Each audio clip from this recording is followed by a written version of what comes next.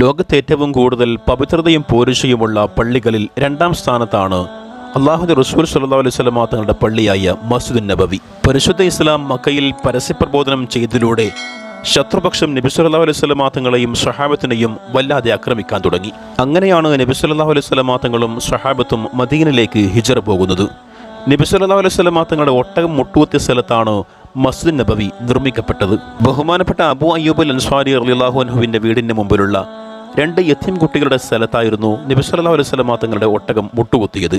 അവിടെയാണ് പള്ളി നിർമ്മിക്കപ്പെട്ടത്. പരിശുദ്ധമായ പള്ളി നിർമ്മാണത്തിനു വേണ്ടി ആ സ്ഥലം യതീം കുട്ടികൾ സൗജന്യമായി നൽകാമെന്ന് പറഞ്ഞിരുന്നുവെങ്കിലും നബി സല്ലല്ലാഹു അലൈഹി വസല്ലം തങ്ങൾ അത് നിരസിക്കുകയായിരുന്നു.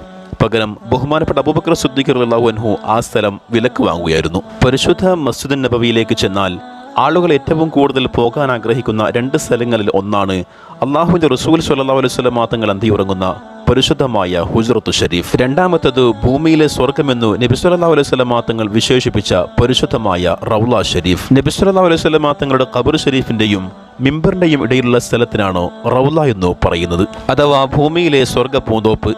ആ സ്ഥലത്തേക്കാണ് ഈ വീഡിയോയിലൂടെ ഞാൻ നിങ്ങളെ കൂട്ടിക്കൊണ്ടുപോകുന്നത്. റൗള ഷരീഫിലേക്ക് പ്രവേശിക്കുമ്പോൾ ഇടതുഭാഗത്ത് കാണുന്ന ഈ സ്ഥലത്തിനാണ് സുഫ എന്ന് പറയുന്നത്, അഥവാ അഹ്ലു സുഫ താമസിച്ച സ്ഥലം. ലോകത്തിലെ ആദ്യത്തെ പള്ളി ദർസ്. പരിശുദ്ധ മദീനയിലേക്ക് ഹിജ്റ വന്ന മുഹാജിറുകളെ അൻസ്വാറുകളായ മദീനക്കാർ അവരുടെ വീടുകളിൽ താമസിപ്പിക്കുകയും അവർക്ക് ആവശ്യമായ സൗകര്യങ്ങൾ ചെയ്തു കൊടുക്കുകയും ചെയ്തു. എന്നാൽ മുഹാജിറുകൾ അധികരിച്ച സാഹചര്യത്തിൽ നബി സല്ലല്ലാഹു അലൈഹി വസല്ലം തങ്ങൾ ഇവർക്ക് താമസിക്കാനും അതുപോലെ തന്നെ മതവിദ്യ നേടാനും ഇത്തരമൊരു സുഫ എന്ന ടെന്റ് കെട്ടുകയായിരുന്നു. പ്രതിഭാശാലിയായ ബഹുമാനപ്പെട്ട അബൂ ഹുറൈറ റളിയല്ലാഹു അൻഹു അവരിൽ പ്രധാനിയാണ്. പരിശുദ്ധ മദീനയിൽ ചെന്നാലും ഒരുപാട് മഹത്വമുള്ള ഇബാദത്തിന് ഏറ്റവും കൂടുതൽ പ്രതിഫലം ലഭിക്കുന്ന പരിശുദ്ധ റൗദയിലേക്ക് പ്രവേശിക്കാൻ പ്രത്യേകം പാസ് എടുക്കേണ്ടതുണ്ട്. തീർത്ഥാടകരുടെ തിരക്ക് കാരണം സൗദി ഗവൺമെന്റ് പിന്നീട് കൊണ്ടുവന്ന സമ്പ്രദായമായിരുന്നു അത്.